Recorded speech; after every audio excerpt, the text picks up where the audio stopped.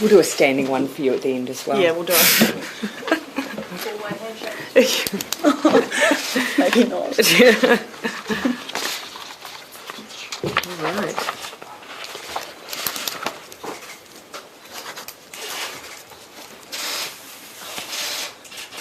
Last name's too long, sorry.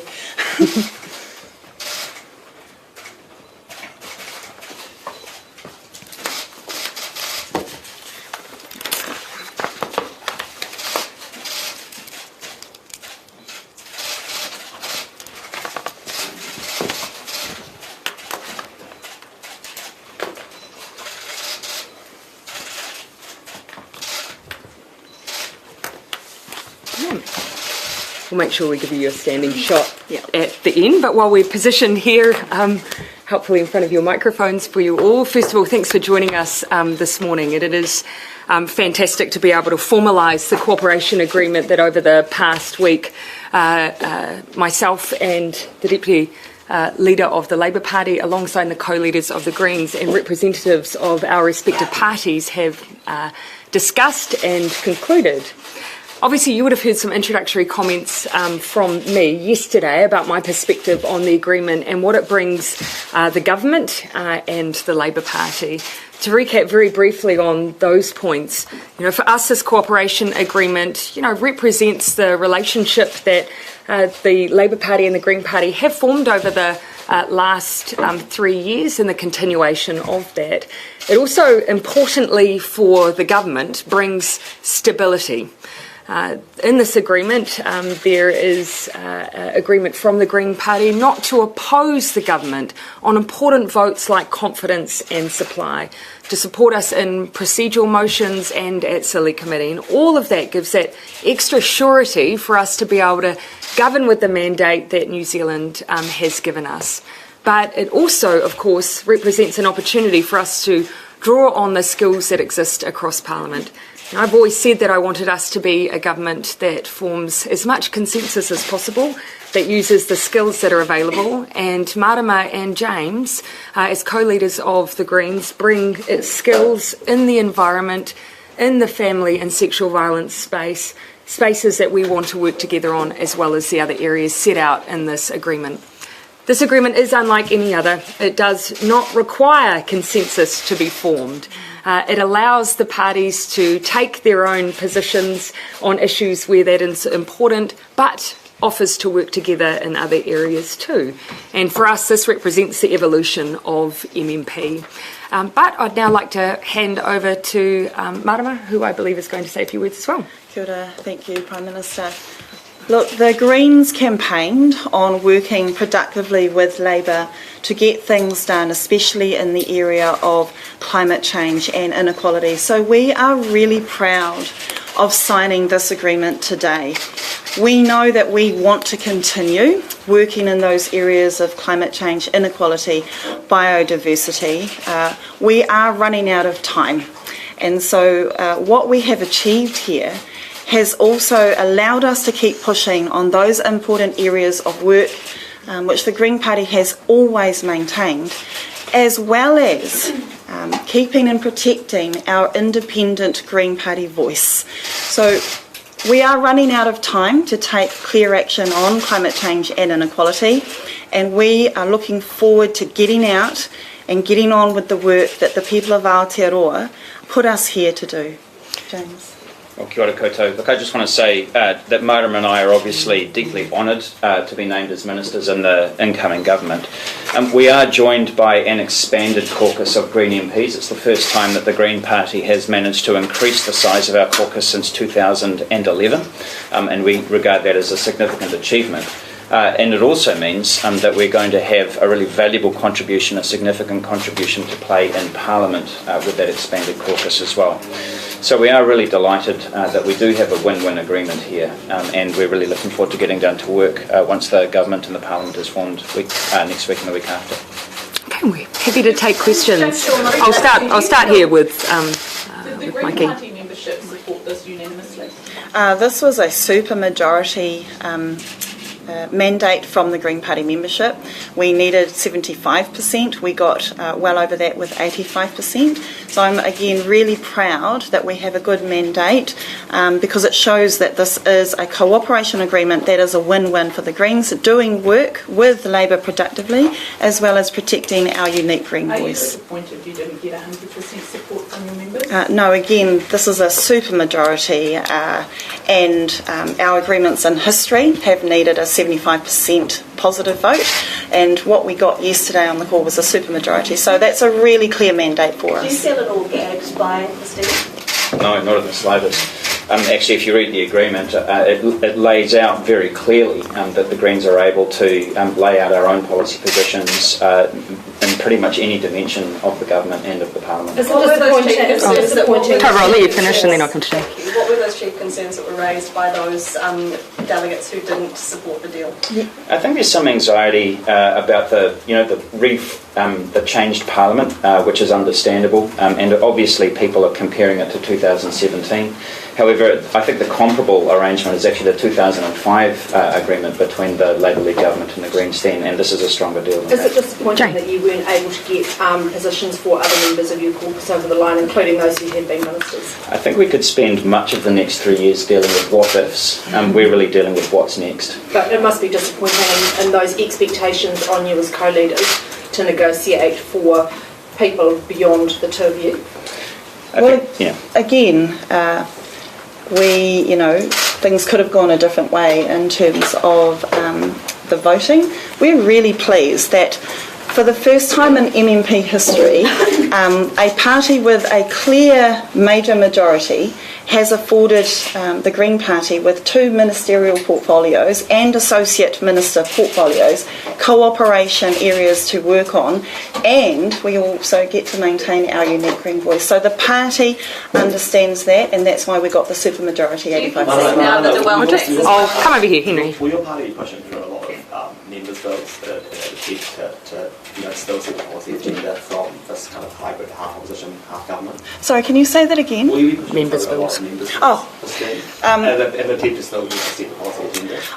We have got a clear understanding of building up our Green voice, our community presence, including our members' bills, across all of the important issues that we campaigned on, which we know the public appreciated, and that was shown in, again, the historical vote for the Green Party after a first term in a government where we actually, for the first time ever, managed to grow our vote instead of lose it. So it will include members' bills, it will include all other levers of both government, parliament, and of course community work. I think both our parties have a policy of having all our members with members' bills at all times. So I imagine that will continue to be the case. Well, all of us use members' bills in that way. Labour's odds have increased by the number of backbenchers that will be able to have members' bills in the ballot as well. Ben. Mara, can I ask you, just as the first time minister outside you are taking on that challenge, and why it is you either chose or I've got this portfolio family life? It's an incredible honour to continue the expertise and the transformational work begun by Jan Logie in the first term of government in the area of a safer Aotearoa for everyone and ending family and sexual violence. So she has set up an historical framework, things like a whole of government approach, things like a national strategy for the first time, and an integrated community response. I get to be able to work with her and continue on to the next frame, the next step of that work, which will include making sure that we have got 10 departments continuing to work for that same goal. Sorry, Māori TV.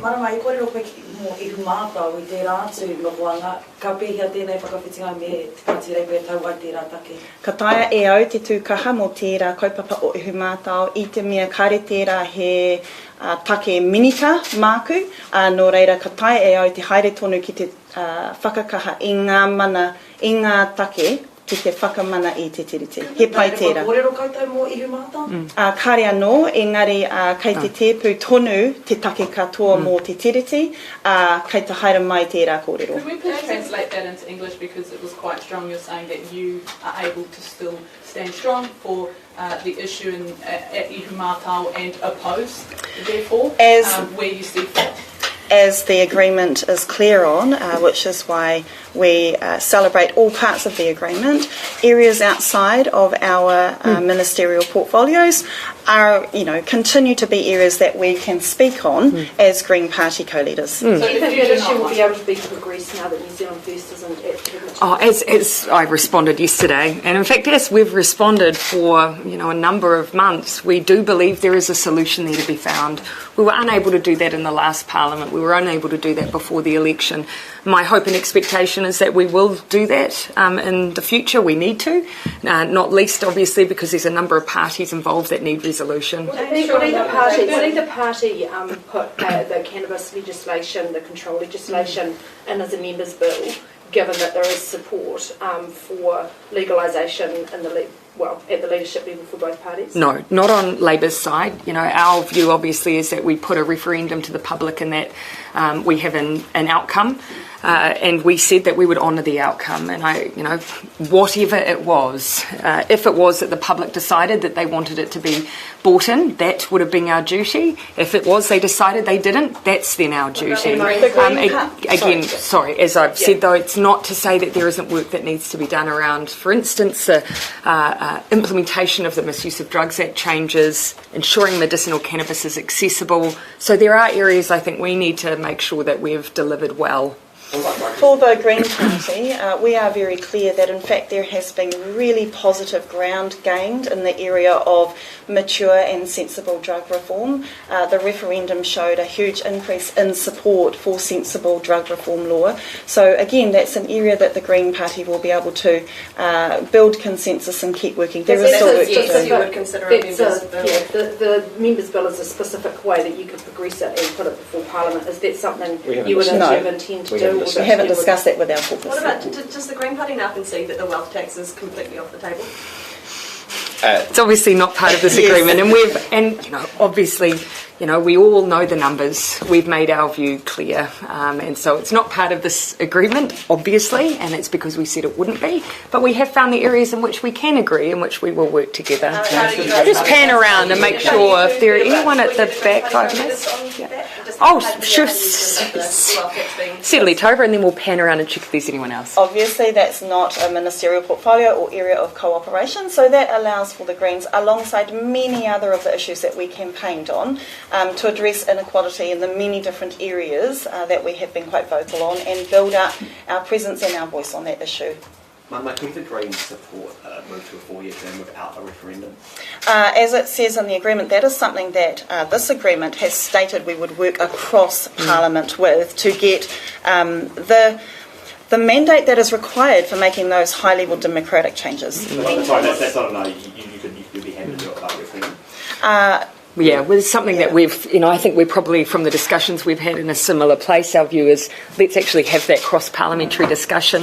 I think neither of us have ruled out the use of a referendum, but I think it's really important to see where the Parliament sits on the issue before we start having those debates. Can you rule out changing the entry provisions then? Because you would not have more than 75% of the Parliament as the National Party are opposed. The change of... To change the entrenchment provisions. You wouldn't be able to do it without the National Party. Yeah, and look... You would need a referendum. Yeah, and look, again, we've put down in the agreement our intent. We know our respective views, but I think both of us, by principle, are of the view that if you can form consensus around these issues, then that's what you should try and do. Keeping in mind, we've only just formed government. We've only just concluded the last referendums. A bit of time to have these discussions in Parliament would be useful. Governor, do you feel at all hamstrung by the not being able to oppose your portfolio areas? Do you feel at all hamstrung? No, not at all. In fact, for the first time, this agreement allows us to cabinet note where there is deviation from the Green Party policy, where perhaps we might go further and faster. Yeah. That is an incredible, unique feature of this agreement, that we will work productively and push for our positive green influence on ministerial changes and ministerial policy. At the same time, we have managed to protect that note and that ability to be able to say when we would go further and James, faster. how does it feel not having Winston Peters at the table? It's a new Parliament and it's a new day. On the point of referendums and stuff, is there a principle there that you would agree to? Constitutional changes are historically made through referendums, and just on the point of principle, regardless of the way that the legislative program would work, and you might find the numbers of Parliament to do it, but just on the point of principle, Yeah. don't you think changes like that should go? Yeah, and we had that, you'll recall in the discussion yesterday, as I've flagged, the 4-year term, no politician wants to be seen to be feathering their own nest.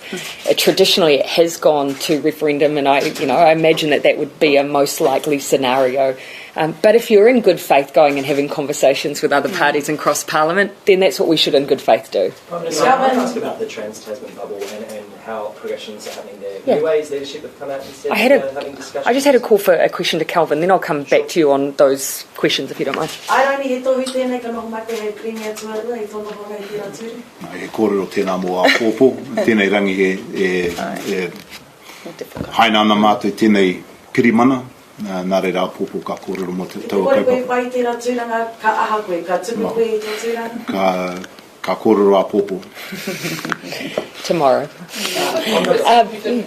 Sorry, I'll just come back to Ben. Just on the bubble, so we've heard that New Age leadership is now looking at extending quarantine-free travel. It's obviously started one way with Australia. Have the recent community cases here at Fort Worth set the timetable back, or can you just update on the schedule? Well, obviously, these decisions for both Niue, the Cooks, realm countries very much sits with them. They've often used similar criteria to us. They want to see a period free of community transmission. Of course, those cases at the border, though, those are ones that we, of course, are constantly prepared for. Those, because we have that screening there and anticipation that we will have cases like that.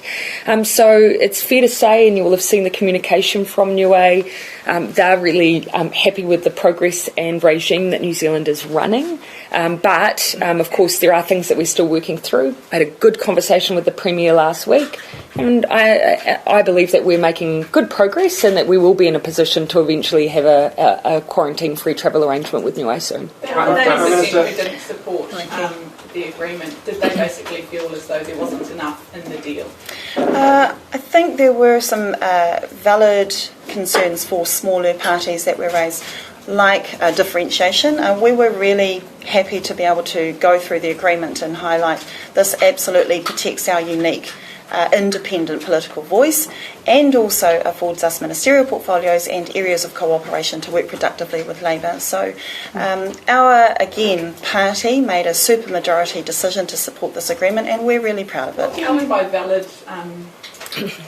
criticisms around differentiation? Valid issues for smaller parties, always, if you have a look at Māori Party, if you have a look at New Zealand First, for smaller parties historically, it has always been more of a challenge to maintain that unique position.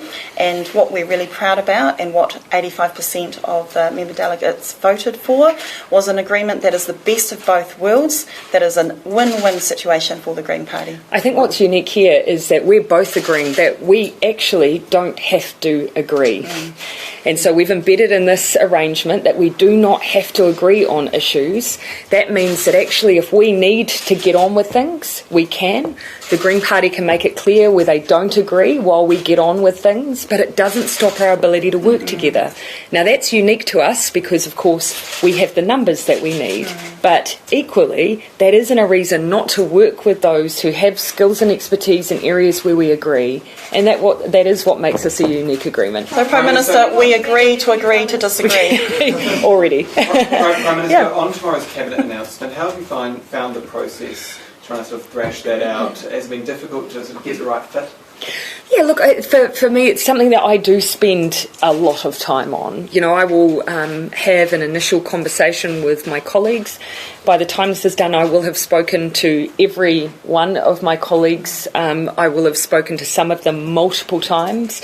For me, it's a matter of both using the expertise and experience we have, whilst also bringing in some of the fantastic talent that we have across our caucus.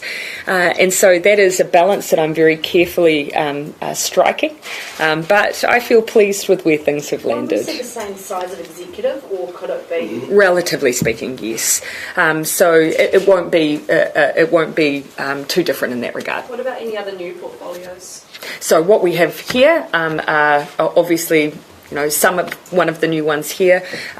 You won't see large-scale deviation, some tweaks here and there, but no, I should set an expectation, not large-scale. And those ministers who hold really significant portfolios, or more than one really significant portfolios, will you try and divvy them out a bit more? Some of that I'm going to leave till tomorrow. Is there going to be a different nature to some of the portfolios because of COVID? Yeah, and I am very mindful that, of course, those acute issues that require a very focused attention. I have been mindful of that in forming this cabinet. One thing I would say is we pan across and look at the situation around us globally. The UK going into another lockdown, Belgium, France. COVID is having another devastating effect on Europe, in particular at this time. That is a sign to us we cannot be complacent. It is a tricky virus and it is only swelling once more. That's all the more reason for us to continue a very concerted effort here, and I've had my mind to that. Does that affect decisions around foreign affairs and defence? A, given COVID, and B, that they have been held by New Zealand First in the previous Parliament? No, the only effect it has, of course, is the fact that they are now available for Labour ministers. I have not viewed these as being any lesser because of our travel situation. In fact, in this particular time, now is the time when we have to innovate in the way that we reach out in our relationships. I'm also factoring in, of course, that I will continue to play an important role in that space too. I will not be entertaining any speculation before tomorrow. I will not be entertaining any speculation before. This is actually not a very fun pub game. Mikey. Can I just ask Calvin Davis how you're feeling about going into tomorrow? Yeah, fine. But like we say, we're not going to be preempting any decisions that'll be announced tomorrow. I'm going to take last question that's not on Cabinet lineup for tomorrow. Henry. New Zealand First blocked protesting at festivals in the last term of Parliament, and Labour and the Greens seem to support. Is that something you can move on? I would say that is something that we can move on. That is a basic safety issue. That is about saving lives, and I do think people appreciate that.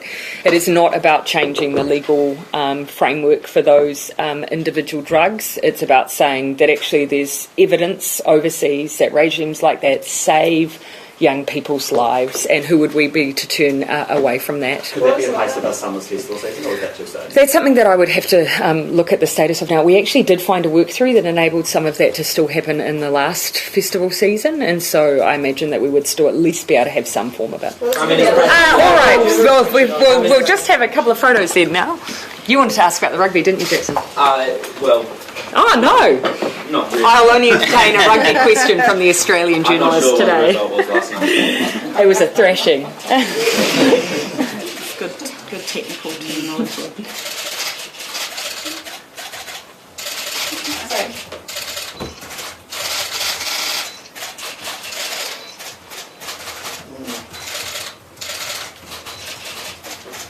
Right, we'll start a coordinated handshake. Yes. I'll start on the outer. Very good. And we'll go there, and then I'll go there.